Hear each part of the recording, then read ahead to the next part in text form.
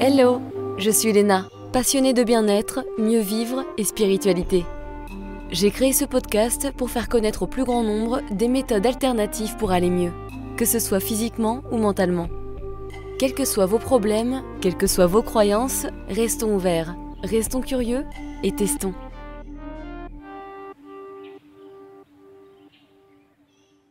Bonjour à tous et voici la suite de l'épisode avec Romain Clément, cofondateur de la chaîne Gaïa Méditation, pour parler de ce que l'on appelle les sorties hors du corps, aussi appelées sorties astrales ou encore l'état de phase. Bonne écoute! Effectivement, alors du coup, parlons-en, parce qu'il y a différentes manières de sortir de son corps, que tu nous expliques plus profondément évidemment dans ton livre. C'est super bien détaillé, je trouve que c'est un super livre.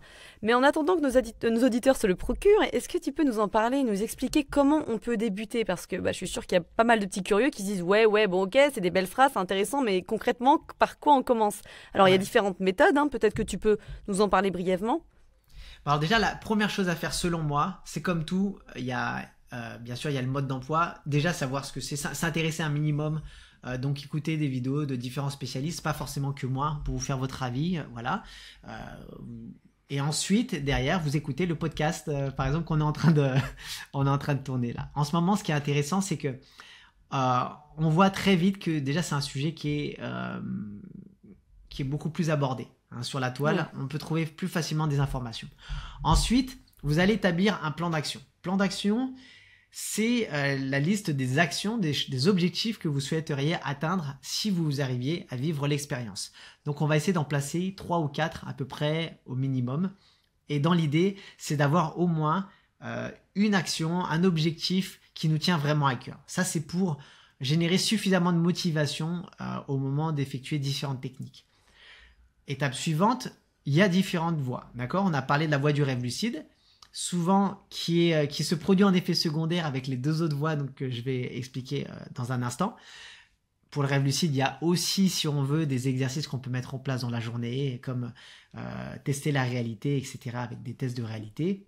Ouais. Regarder les mains, par exemple, j'en parlais, dans la réalité, on fait ça à intervalles réguliers, ou même pas réguliers d'ailleurs, assez régulièrement dans la journée. On regarde le nombre de doigts qu'on a, on tourne la tête à côté, on revient, on dit « Ah, bon, j'ai toujours 10 doigts. » Voilà. L'idée, c'est de constater que ça n'a pas changé. On peut regarder du texte, on tourne la tête à côté, on revient sur ce texte n'a pas changé. On peut regarder l'heure, etc. Pourquoi ? Parce que quand on est dans un rêve et qu'on fait cette action, c'est-à-dire on s'est programmé suffisamment dans la journée à le faire, et au bout d'un moment, au bout de plusieurs jours, on le finit par le faire dans le rêve, et d'un seul coup, quand on regarde le texte change, ou l'heure a changé, ou même l'horloge a disparu, etc. Et donc, bingo, on réalise qu'on est dans un rêve. L'autre voie, c'est la voie de l'endormissement. C'est celle qui fait que pendant longtemps, lors des stages, certaines personnes disaient « Ouais, bon, tout ça, ça n'existe pas vraiment, ou c'est réservé à une élite, parce que, bon, moi, je suis venu, mais c'est bien beau, mais au final, j'ai juste dormi. » Donc, les gens payaient pour dormir, d'accord ? Ça c'est... Non mais c'est courant. Je me suis reposée, c'était pas mal. C'est bien. Donc voilà, c'est quelque chose qui était assez courant. Et donc quand ils entendaient qu'il y a une personne qui avait réussi à vivre la sortie, c'est super, mais lui, il a des capacités plus que d'autres, et moi, chez moi, c'est pas possible. Ouais. Donc ça, c'est vraiment le truc typique. D'autant plus qu'il y a différentes manières de le faire via la relaxation. On entend souvent parler de méditation. La méditation, ça aide, c'est une gymnastique de la conscience, mais ça fait pas tout. Et certains vont rester comme ça. Tu as parlé tout à l'heure, à un moment donné, d'être dans le lit même pendant 2 heures. C'était ça à peu près. Moi, je faisais le soir. Moi, c'était, ouais. Je suis un contre-exemple, probablement. Non, mais effectivement, donc on peut, effectivement, si on arrive à tenir aussi longtemps, vivre l'expérience. Mais c'est pas donné à tout le monde de rester 2 heures comme ça, dans le lit, sans s'endormir, etc. Et avec la même quiétude au moment d'effectuer cette forme de relaxation. Donc c'est important tout ça, et effectivement moi aujourd'hui quand je l'enseigne, je vais faire ça dans un intervalle de 20 minutes. Je dis pas que c'est efficace, mais passer 20 minutes, j'estime qu'on risque plus d'avoir une certaine frustration. Encore une fois, je le dis, quand on débute, quand on n'est pas habitué à méditer, dans ces 20 minutes, je vais mettre en place certaines techniques particulières pour identifier si on est un peu trop dans une relaxation ou si on est trop éveillé. C'est des curseurs sur lesquels on va jouer. Ensuite, quelle est la méthode qui marche le mieux ? C'est une méthode qui est axée sur les phases de réveil. On part du principe qu'on arrive dans un état de sommeil particulier, le sommeil paradoxal en l'occurrence bien souvent, le sommeil des rêves. Et là, on va transiter naturellement, on va passer par l'état de phase. Et dans l'idée, c'est de surfer sur les premiers instants, les premières secondes, dans un intervalle d'1 minute maximum, où on va effectuer plusieurs techniques qu'on va faire en cycle, par exemple, pour pouvoir vivre la sortie. Tu as déjà bien dormi, tu as fait une nuit au moins de plus de 6 heures, tu t'es couché pas trop tard. Alors l'idéal, la voie du réveil, en fait, en soi, ces techniques qu'on peut faire, on peut les faire à n'importe quel réveil. Mais dans l'idée, pour vraiment optimiser nos chances de réussir à vivre l'expérience, et c'est comme ça donc on parle de méthode indirecte différée, donc c'est celle-là là, qui est différée, c'est le fait de bénéficier déjà d'un sommeil préalable. Donc on met par exemple un réveil 5 heures après avoir dormi, après s'être couché, donc on aura dormi au moins 5-6 heures, on peut mettre 5 ou 6 heures, c'est ajusté. On a eu des cycles de sommeil suffisants, on va se lever, on va aller aux toilettes par exemple, on va boire un verre, etc. Puis on va se recoucher en relisant notre plan d'action. Et cette fois-ci en ayant l'intention ferme d'effectuer différentes techniques à tous les réveils successifs qui suivront. Parce qu'en fait, le fait de s'être levé au bout de 5-6 heures de sommeil et d'aller se recoucher comme ça, on crée une forme de fragmentation du sommeil. Bien sûr, on ne la crée pas dans le sommeil profond et régénérateur, on la crée plus particulièrement en fin de cycle, en fin de nuit, là où on est plus dans une phase de rêve et donc ça dérange pas, ça perturbe pas le sommeil. Ouais. Et les techniques, ça peut être nager, essayer de se relever, de voler, donc différentes manières de sortir de ton corps. C'est ça. Voilà. Ensuite derrière on peut créer effectivement aussi nos propres techniques. Il y a une technique qui est très connue, j'imagine, je sais pas qui l'a créée à ce moment-là, mais la technique de la corde. On est allongé et peu importe la position, on pense, on imagine, on visualise si on veut, si on a cette capacité à visualiser, cette facilité, on imagine qu'on essaye de saisir une corde. Et cette corde, elle est fictive au début, mais dès qu'on la ressent au bout des doigts ou qu'on la voit, on n'a plus qu'à tirer dessus pour se hisser hors du corps. Ouais.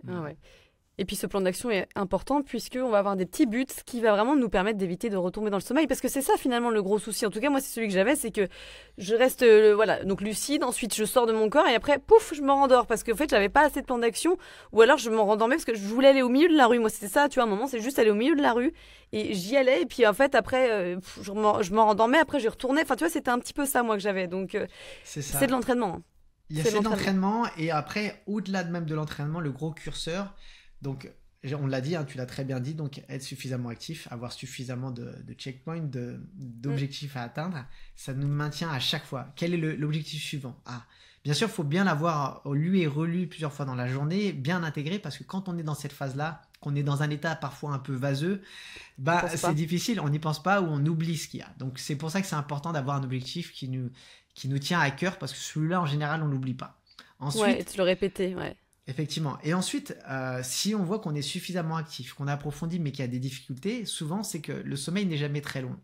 Et ça veut dire qu'on a parfois une dette du sommeil. C'est pour ça que moi, de mon côté, je remarque en tout cas, et c'est comme ça que du coup, que j'essaie de l'enseigner, je dis toujours que c'est important, des fois, plusieurs nuits avant de faire nos premières tentatives, surtout quand on n'est pas habitué, d'essayer de prendre le temps d'éponger la dette du sommeil en partie. Donc, de se coucher pendant plusieurs nuits d'affilée, au moins 1 heure avant l'heure de coucher habituelle, même si c'est difficile au début parce qu'on perturbe le rythme, on change de rythme. Mais si on arrive à faire ça et récupérer d'une manière ou d'une autre les heures manquantes, ça va faire qu'au moment donné, à un moment donné, quand on fait notre tentative, on sait qu'on peut faire une grasse mat par exemple.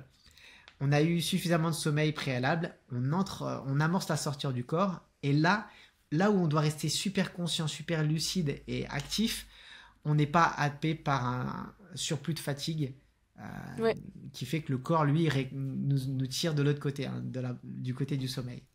Mais je suis d'accord parce que, par contre, moi, quand je faisais ça avant de m'endormir, donc c'était peut-être de 23h à 2h du matin, des fois, je me réveillais pas du tout fatiguée parce que je pense que j'étais dans un état sûrement θ, je sais pas, d'onde cérébrale modifiée, donc finalement restaurateur, et je me réveillais complètement en état normal. Par contre, à un moment, effectivement, j'ai voulu refaire des sorties astrales, donc je programmais vers 6h du matin, et je mettais, tu sais, j'avais tout un truc, un protocole où toutes les 20 minutes, j'avais une petite voix qui me dit sors de ton corps ou un truc comme ça.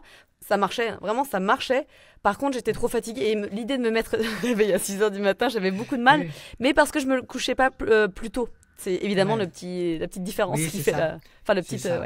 C'est le réveil pratique, ça. Donc, oui, que j'ai mis en place le réveil pratique, justement, qui nous donne le signal de nous réveiller si on n'arrive pas, si on n'a pas cette fameuse fragmentation du sommeil efficace, ou du moins, donc tous ces micro-réveils se produisent et on tilte même pas qu'on les a. Hein.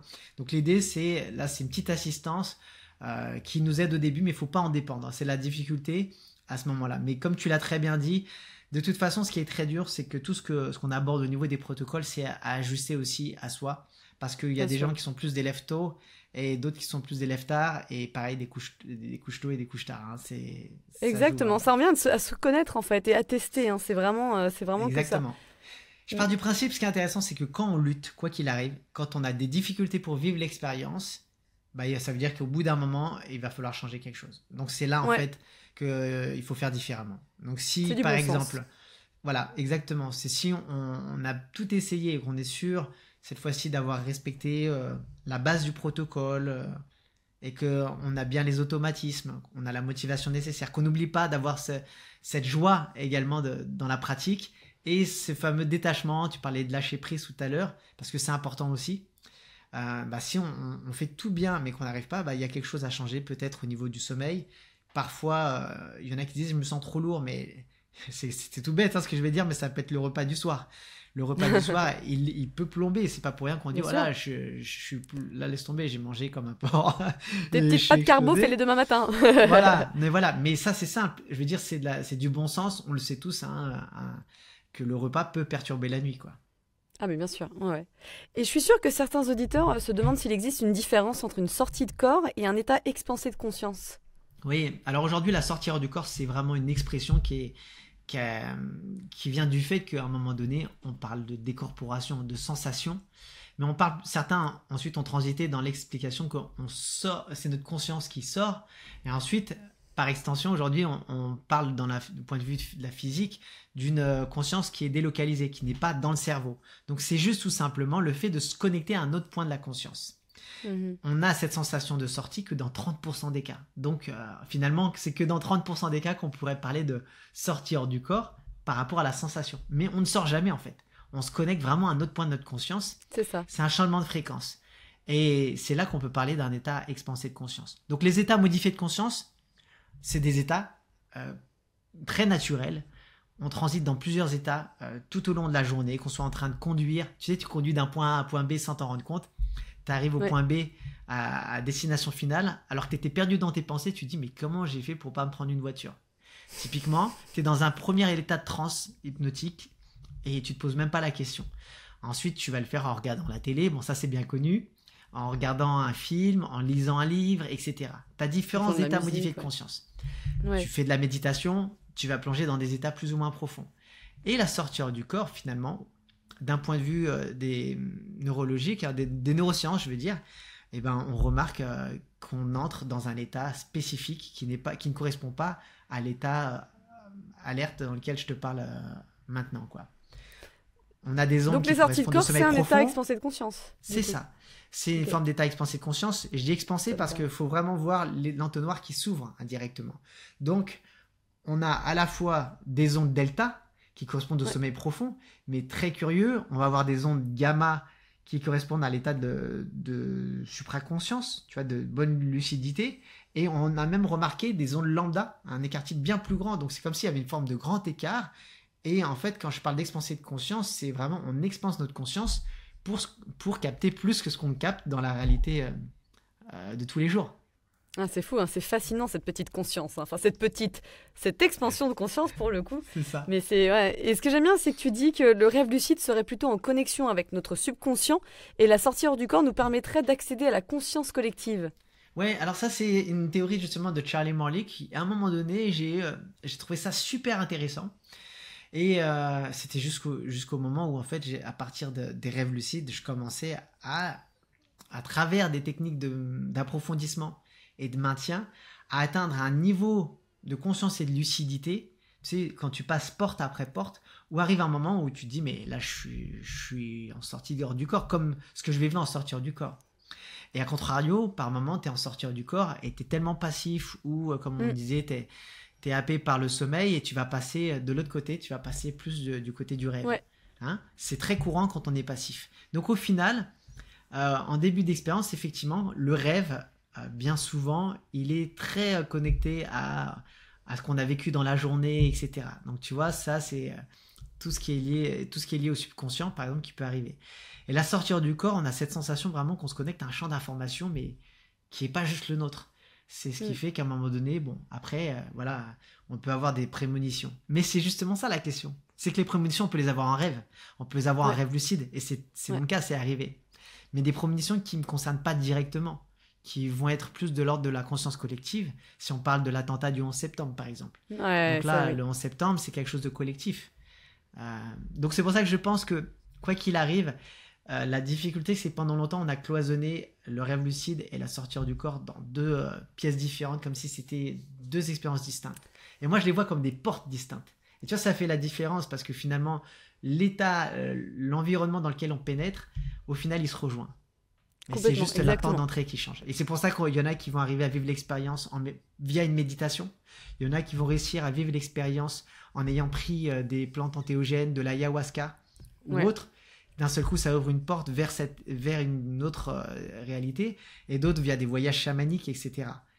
La nuance, c'est toujours de se dire, est-ce qu'à un moment donné, on a conscience du corps physique ou pas?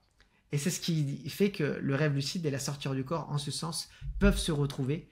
Parce que plus on avance dans l'expérience et qu'on n'arrive plus à faire la différence si on est dans un rêve ou pas, mais on se rend compte que tout ce qu'on palpe, c'est réel, on sent les odeurs, etc. Bah là, on est dans l'état de phase. C'est pour ça que cette expression état de phase me convient bien à ce niveau-là. Ouais, c'est vrai que je connaissais pas, figure-toi, avant ton livre. Et je trouve ça très vrai, très juste. Mais c'est assez marrant quand même, hein, ce petit processus. Et je me demandais, tu sais, pendant le Covid-19, il y avait des adolescents qui ont beaucoup pratiqué le shifting. Est-ce que tu peux nous en parler? Je trouve ça assez incroyable, ça. C'est ça. Bah, tu vois, on parlait de porte, on parlait d'état. Et ben eux, ils ont parlé d'une action, tu vois, c'est le shifting. En fait, ça se rejoint totalement. En anglais, to shift, ça veut dire transiter. Et en l'occurrence, je crois que c'est une femme, une adulte, hein, qui a posté sur TikTok des protocoles pour shifter. Elle est to shift. Pour elle, c'est transiter dans un autre état. Réalité, quoi, quelque part. D'une autre réalité, et effectivement. Et qu'est-ce qui s'est passé? Certains jeunes s'y sont mis. Et ces techniques, c'est des techniques qui sont utilisées depuis longtemps, justement, pour le voyage astral, la sortir du corps, le rêve lucide. On écoute des musiques subliminales, c'est-à-dire des musiques dans lesquelles sont enregistrés certains messages, mais ils sont inaudibles à l'oreille, c'est-à-dire qu'on ne les perçoit pas d'un point de vue conscient. Ils sont soit sous-mixés, soit on a monté, en fait, on les a pitchés hein, d'un point de vue de la hauteur de note, jusqu'au point de ne pas les percevoir. Mais ces messages ont été enregistrés. Et ces messages c'est comme des inductions hypnotiques, qui passe le filtre du conscient, de l'esprit conscient, pour aller travailler sur le programme, sur le subconscient.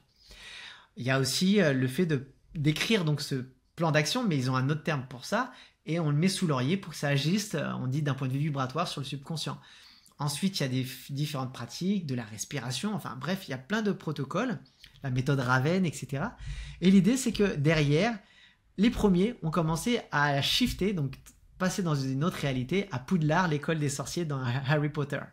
Et du coup, tous les jeunes se disaient « Ah, mais shifter, c'est ça, c'est shifter dans l'école de Harry Potter. » Jusqu'au moment où d'autres n'arrivaient pas. Donc du coup, ils ont donné l'expression, en fait, il y a le sas intermédiaire, on parle de la réalité, on n'est plus dans la réalité désirée, mais la réalité temporaire. Donc en fait, c'est quand tu n'y arrives pas, et ainsi de suite. Et en fait, ils ont donné des mots au fur et à mesure à l'expérience qu'ils vivaient, qui n'était rien d'autre que soit un rêve lucide ou une sortir du corps en fonction de ce qu'ils arrivaient à vivre. Les symptômes étaient les mêmes. Voilà, les symptômes étaient les mêmes. Et ce qui est surtout fort, c'est que là où nos générations, ou les générations de mes parents, qui avaient un peu moins d'informations par rapport à tous ces événements et à qui on avait dit « Oula, tout ça c'est de la sorcellerie, il faut éviter, etc. » Ou ça n'existe pas. Derrière... Il y en a encore qui me diraient non, il faut surtout éviter le fameux bas astral. À côté, tu as des millions d'ados qui pratiquent et il n'y en a aucun qui meurt à cause de ça. Tu vois ce que je veux dire? C'est marrant, hein, ce phénomène TikTok sur l'expansion de conscience. C'est ça. Et je repensais aux rêves lucides. Moi, là, en ce moment, les seuls moments où je fais des rêves lucides, c'est pour arrêter mes cauchemars. Tu sais, je me rends compte que je rêve et que je fais un cauchemar, je fais « Oh, bah non, mais c'est bon, je peux changer, j'en ai marre, là, c'est pas du tout marrant, tu vois. » Là, en ce moment, j'ai que ça. Mais c'est super. C'est génial. C'est super parce qu'en fait, le rêve lucide, moi, tu vois, tous mes rêves lucides, la plupart, à l'époque du moins, démarraient comme ça. Par une forme de course-poursuite, j'étais poursuivi, où il y a un truc qui allait pas. Donc, en fait, en soi, ça démarrait d'un cauchemar. Le Ouais. cauchemar devenait lucide. Chez certains, ça reste un cauchemar lucide quand ils restent dans l'emprise de ce qu'il y a, de ce qu'ils Ouais. sont en train de vivre et qu'ils Oui. réalisent pas et qu'ils peuvent s'en sortir, se créer des portes de sortie ou combattre leurs assaillants, etc. À Ouais. ce moment-là, la lucidité permet justement, normalement, de transmuter tout ça. Alors d'un point de vue conscient, tu sais pas forcément la symbolique de cet assaillant, de celui qui te poursuit, qu'est-ce que ça veut dire? Ça peut être ton boss au travail, ça peut être plein de choses. Moi, en l'occurrence, à l'école, c'était certainement mes professeurs à l'école, ou je sais pas, certains, je sais pas, les devoirs, tout ça, mes préoccupations de l'époque. Mais derrière, on remarque d'un point de vue thérapeutique que tout ce qu'on arrive à transiter, à transmuter, ben en fait, on arrive à s'en libérer. Hein, donc c'est vraiment hyper thérapeutique. Exactement. Mais ça m'est arrivé, tu vois, il y a pas longtemps, hein, parce que tu vois, depuis que j'ai sorti le livre, et c'est marrant parce que j'échange énormément. Et là où ça m'était plus jamais arrivé, ça m'est arrivé lors d'un rêve lucide à un moment donné. Alors, je sais plus exactement c'était quoi, mais il y avait une forme de poursuite encore, quelque chose de ce style. Et quoi qu'il arrive, après, je suis devenu conscient et ça m'a fait rire et je me suis envolé, quoi. Ouais, c'est rigolo, mais c'est super. Développer cette conscience dans la conscience, quoi. C'est vraiment Ouais. ce protocole-là qui est pas facile, mais qui est possible. En tout cas, quelles sont les erreurs que l'on peut faire quand on débute? Parce qu'il y a des choses qui nous stoppent dans notre expérience, qui sont contre-productives. Les erreurs, moi je dirais déjà, c'est de sauter des étapes, au moins les étapes qui consistent à s'informer au minimum, s'informer sur les éventuels dangers. Comme je disais, il n'y en a pas forcément, mais si on a des questions par rapport aux dangers éventuels, il faut essayer de trouver des réponses. Donc déjà, même si la réponse, hein, je le dis, même si la réponse c'est surtout tu dois éviter d'en faire, eh ben ok, rien que ça doit semer un doute chez soi. Donc on doit dire, j'en suis où par rapport à ce questionnement? Est-ce que moi j'y crois à ce qu'elle est en train de me dire ou pas? Pour moi, c'est important avant de démarrer l'expérience, parce que sinon, on sait pas si on devait mettre la ceinture ou pas, tu vois. Ouais. Mais après, en général, si on change de niveau d'observation et qu'on se dit encore que tout est juste, au final, qu'on fasse l'expérience ou pas en ayant sauté le mode d'emploi, ça reste juste, hein, d'accord. Complètement. Mais donc, derrière, il y a ensuite le fait de vouloir s'obstiner à tout prix sans respecter son sommeil. Donc, je veux dire par là que si on veut le faire aux abords de la nuit, on peut le faire soit via l'endormissement ou au moment d'un réveil, mais si on n'y arrive pas commencer à le faire systématiquement tous les soirs au début, parce qu'il y en a qui passent un mois complet à essayer tous les soirs sans y arriver. C'est presque un mois complet de semi-insomnie, voire insomnie, et ils sont dans un état déplorable à la fin du mois. Donc c'est le genre de choses qu'il faut éviter. Voilà. Ouais, effectivement, le faire 2-3 fois par semaine et pas plus, et après tu roupilles avec ton plus sain ou ton chien. C'est ça, c'est ça. Je me suis toujours demandé pourquoi certaines personnes expérimentaient ça automatiquement, comme moi finalement, et toi d'ailleurs, et pas d'autres. À ton avis, il y a une explication derrière ou pas? Ouais, écoute, l'explication, encore une fois, elle évolue avec le temps. Pendant longtemps, moi, quand ça m'est arrivé, j'avais même pas conscience que le point de départ, c'était le décès de ma grand-mère. Tu vois, c'est après coup que je remarque que ça a commencé vraiment à ce moment-là. Et je sais pas, il y a peut-être certains questionnements d'ordre métaphysique qui vont déjà nous ouvrir naturellement. Quand on commence à s'intéresser à l'invisible, forcément, on s'intéresse à quelque chose qui, pour nous, existe. Donc déjà, la porte, elle est plus facilement entrouverte qu'une personne qui est totalement hermétique à ça. Mais je l'ai dit encore une fois, voilà. Le pur hermétique, il chercherait même pas. Le gros détracteur. Le vrai cartésien, même, il peut faire la critique, mais comme je le disais tout à l'heure, il va tenter quelque chose. Donc il y a déjà une forme d'ouverture. Ensuite, peut-être qu'il y a quelque chose qui nous dépasse de l'autre côté. Je ne suis pas suffisamment connecté, moi, dans le quotidien, dans ma médiumnité, même si voilà, il y a une forte intuition pour pas mal de choses, pour savoir si il y a nos guides ou pas de l'autre côté nous interdisent ou pas de vivre l'expérience. Tu vois, moi-même, on m'a pas dit à chaque fois, mon guide, ah non, tu peux pas vivre l'expérience. Donc, et encore une fois, je dis nos guides, mais ça, c'est quand je me place à ce niveau d'observation, parce qu'à un autre niveau, encore une fois, ces guides, c'est moi. Ouais, je vois ce que tu veux dire. Ouais, la balle d'au-dessus, là. Tu vois, c'est cet arbre où on peut se voir comme la feuille. Effectivement, on est différent des autres feuilles. Mais si on regarde la feuille, elle est connectée par la tige à la branche, puis la branche est connectée à la grande branche jusqu'au tronc, et en final, on est cet arbre, quoi. Totalement, et je trouve que c'est tellement quelque chose, une vision à cultiver, parce que finalement tu te rends compte qu'on est tous les mêmes, et je trouve que ça te rapporte beaucoup de compassion envers son prochain, et c'est beaucoup plus sain. En tout cas, alors il me reste 2 questions, hein, et après on a fini. Mais certains se demandent ce qu'on peut faire quand on sort de son corps. Tu vois, c'est vrai que on se dit bon bah qu'est-ce qu'on peut faire. Alors il y a plein de choses à faire, hein. Moi, ce que j'adorais, c'était tout simplement, comme je t'ai dit, traverser les murs. J'ai eu quelques expériences, mais j'ai pas rencontré beaucoup de personnes. En tout cas, avec qui on peut communiquer, qu'est-ce qui peut se passer. Et aussi, Ouais, toi, finalement, ça sera la dernière question. Ça a été quoi la meilleure expérience pour toi? On peut les lier ouais. ces 2 questions. Ouais, super. Bah, merci de poser cette question parce que finalement, c'est presque la plus importante au final. Parce que quand on parle de l'expérience, on dit oui, mais pourquoi faire? Euh, à quoi ça sert dans ce cas-là de vivre l'expérience et surtout pourquoi on la vit spontanément alors qu'on n'a pas demandé quand on est enfant, tout ça. Il faut savoir que déjà c'est quelque chose d'ancestral. Depuis des millénaires on parle de décorporation, de sortir du corps. Déjà Platon et avec Pythagore, tout ça s'intéressait à cette décorporation. Alors bien sûr ils utilisaient des champignons et tout ça, mais c'est autre chose. Mais dans l'idée c'est quelque chose qui est hyper courant. Alors si c'est quelque chose qui est déjà programmé d'un point de vue physiologique et qui arrive, pourquoi ça arrive? Donc on remarque effectivement que je disais les portes du subconscient s'ouvrent et donc si on parle de portes de subconscient, on va pouvoir reprogrammer notre subconscient. Ça c'est une chose qu'on va pouvoir faire. Reprogrammer le subconscient aujourd'hui, pour les personnes qui ne sont pas familières avec ça, le subconscient c'est la part de notre part, hein, c'est une part de la conscience qui engramme tous nos programmes, nos habitudes. C'est 95% de nos gestes au quotidien, de nos habitudes, de nos modes de fonctionnement, nos schémas de pensée. Donc quand on ouvre les portes du subconscient, on peut aller derrière changer le programme. Et pour ça, on va effectuer certaines choses. Donc on peut poser déjà des questions par rapport à des pulsions qu'on pourrait avoir, des habitudes, des voies pour changer certaines choses. On peut tenter de méditer en sortir du corps. Bien sûr, ça se fait en accéléré, mais avec une intention particulière. Ah, c'est génial. On peut faire ce qu'on appelle un revisiting. Donc le revisiting, ça veut dire, imaginons que certains schémas dans notre vie sont liés à un traumatisme passé, un événement passé où on a subi quelque chose et on voudrait changer cette chose. Dans l'idée, on va revisiter cet événement.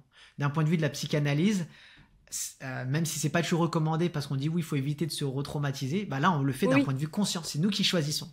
Donc on revit cette expérience, soit à la première personne, soit à la troisième personne, mais avant que se produise l'événement traumatisant, on change la teneur de ce qu'il y avait. Donc au final, on ne se traumatise pas, et surtout, on se libère de quelque chose parce qu'on expérimente, on ramène une émotion qui est différente.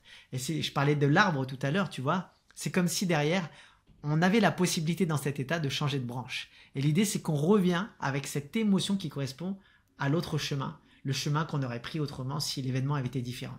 On a changé l'information d'un point de vue quantique et on la ramène à nous. Donc on change indirectement donc le programme, nos modes de fonctionnement, nos schémas de pensée, parce qu'on a changé notre vision de ce qu'on a vécu. On va pouvoir travailler, donc là je parlais de la santé mentale, santé émotionnelle. On peut travailler sur la santé physique également, même si là on est dans un podcast, je m'étale pas trop sur tout ce qui a trait à la santé, tout ça. Mais ensuite, on peut aussi obtenir certaines informations par rapport à notre vie, plus factuelles ou plus symboliques en fonction des personnes, et également faire des rencontres. Donc les rencontres, toujours dans cette vision de niveau d'observation qui peut changer, on peut d'un seul coup percevoir donc des défunts, on peut percevoir des êtres proches qui sont partis et qui sont là pour nous donner des conseils précieux, des guides qui viennent à notre rencontre. On peut être dans la peau d'un animal.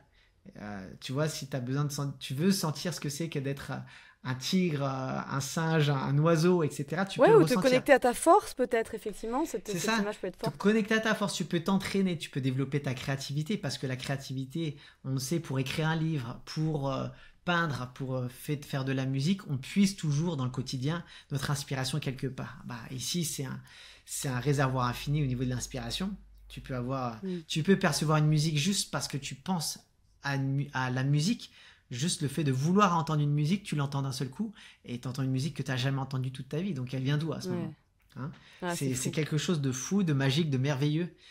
Tu peux te mettre à voler, voyager. Donc voyager c'est génial. Sur un autre plan, c'est génial. Donc là, il y en a qui passent à travers les murs, il y en a qui s'amusent à passer, ils adorent passer au travers des personnes qu'ils rencontrent. Se mettre à voler, moi j'adore toujours que ce soit un rêve lucide de sortir du corps. Et c'est vraiment cette sensation de liberté qui m'accompagne à ce moment-là. Ça, c'est génial. Il y en a qui font Spider-Man aussi, ça m'est déjà arrivé, je crois, une fois. Ouais. Non, mais tout est possible, en fait, et c'est génial. C'est là où tu te dis, en fait, un corps, c'est lourd. C'est une petite prison, non, mais c'est vrai. Et alors, ton expérience la plus marquante, Oui, c'était quoi? bah alors j'en ai plein. En fait, c'est très dur d'en mettre une seule parce qu'en fait, tous les domaines sont différents. Tu vois, j'ai même pas cité toutes les possibilités Bien sûr. qu'offre cette pratique. Mais d'un point de vue, par exemple, de la santé, c'est de prendre qui est bluffant, tu vois, c'est de prendre des antihistaminiques. Alors que j'en prenais tous les jours à un moment donné à cause d'allergies dans le passé. Et à ce moment-là, bah, de le faire, en sortir du corps et de revenir au bout de 3 fois où je l'ai fait, de revenir et pendant un an et demi où j'avais plus rien. Tu vois, Ah, c'est marrant. toutes les crises voilà, que j'avais, bah, il n'y avait plus rien. Donc c'est puissant. Après, d'un point de vue, si je veux trouver quelque chose de fantastique, bah, quand tu te retrouves dans l'espace, tu as cette sensation de flotter et d'être connecté au tout et tout ça, bah, c'est une sensation de fou. Pareil, les expériences dans ce bain de lumière intense, proche des expériences de mort imminente, ça, tu reviens, mais tu as le cœur gonflé à bloc parce que c'est de l'amour inconditionnel que tu as ressenti à fond. Tu es dans un état d'euphorie, d'extase presque pendant quelques jours. Tu vois, tu vis une forme d'éveil à chaque fois. Alors, ça fait pas de nous des illuminés de vivre ça, mais voilà, c'est quelque chose d'hyper fort. Quoi d'autre? Bah, les rencontres avec des extraterrestres. Enfin, des extraterrestres, on les appelle comme on veut, des êtres multidimensionnels. Ça, c'est toujours aussi impressionnant parce que on y croit pas, mais encore une fois, quand on le vit, toujours est-il que On y croit. Bah, c'est fou en tout cas. C'est fou en tout cas parce qu'on ressent tout, quoi. Et je suis pas le seul à vivre tout ça. Et d'ailleurs, il y a beaucoup de supposés enlèvements extraterrestres. Je dis pas encore une fois que ça existe ou ça n'existe pas, mais beaucoup en tout cas de témoignages correspondent à des états de phase. Notamment Michael Raduga, mon mentor, à l'âge de 16 ans, en fait, il a passé pendant 2 ans à essayer de convaincre tout son entourage qu'il avait été enlevé par un extraterrestre parce qu'il l'avait vécu comme tel. Évidemment, il s'est fait passer pour un foufou. Bah, jusqu'au bout de 2 ans, jusqu'au bout de 2 ans, il revit exactement la même expérience, mais comme quoi il avait comme ce côté cartésien. Il s'est dit bon, je vais voir, je vais faire ce qu'on m'a dit de faire. En fait, des personnes m'ont dit mais t'as traversé la vitre comme ça ou pas? Bah, là, il est transporté, il traverse la vitre de sa chambre, mais il sent juste qu'il traverse quelque chose de cotonneux un peu. Mais il se dit pourquoi je la sens pas la vitre en fait, physique, si je suis réellement enlevé? Et là, il se dit, ah ok, bon bah, il demande à ses êtres de le laisser, et il le laisse, et il se met à s'envoler. Et là, il a compris qu'il était dans un autre état. Et c'est là qu'il a commencé à aller plus loin dans sa documentation et tout ça. Ceci expliquerait cela. Voilà. Ah, c'est tellement intéressant. Moi, j'adore ce sujet, je trouve ça super. Et ce que j'adore aussi, c'est de démocratiser un sujet qui peut paraître complètement fou quand tu connais pas et quand tu l'as pas vécu, ce que je peux comprendre, puisque on m'aurait dit ça il y a 15 ans, j'aurais dit oh là là là là. Et en fin de compte, bah, tu vois, t'es surpris par la vie et c'est beau. En tout cas, soyez ouverts. Et justement, tu proposes donc des stages, t'as ce livre. Où est-ce qu'on peut te contacter si on est intéressé par ce protocole? Alors, on peut me retrouver sur la chaîne YouTube Gaïa Méditation, Gaia et plus loin Méditation. Il y a la chaîne annexe qu'on retrouve aussi via cette chaîne YouTube, ça s'appelle Voyage Astral Gaïa Méditation, où là, il y a plus de petites vidéos, de courtes vidéos, d'échanges aussi avec d'autres intervenants. Et puis on peut retrouver sur Instagram, etc. Si vous tapez même Romain Clément stage, vous retrouverez sur internet les pages, notamment un à Paris pour les intéressés, le 14 et 15 décembre sur un week-end, sur 2 jours. Et l'idée c'est que dès le premier jour, vous apprenez les protocoles, les techniques, on fait des exercices en journée et dès le premier soir, vous avez l'occasion d'expérimenter. Et le lendemain matin, on se retrouve avec bien souvent plus de la moitié des participants, des stagiaires qui ont déjà vécu une première expérience de phase et qui raconte ça à tout le monde. Donc forcément de voir justement cette synergie de groupe et de voir que plusieurs personnes dans le groupe arrivent à vivre l'expérience. Quelques jours après, j'ai des messages des autres qui me disent ça y est, qu'elles ont vécu l'expérience. Donc exciting. Merci Romain. Oui, merci à toi Léna. Oui, et puis j'oublie, il y a aussi la formation en ligne pour ceux qui veulent avancer à leur rythme. Ah, ça c'est important, c'est pas mal. Le petit détail qui fait la différence. Merci beaucoup. Merci à toi Léna.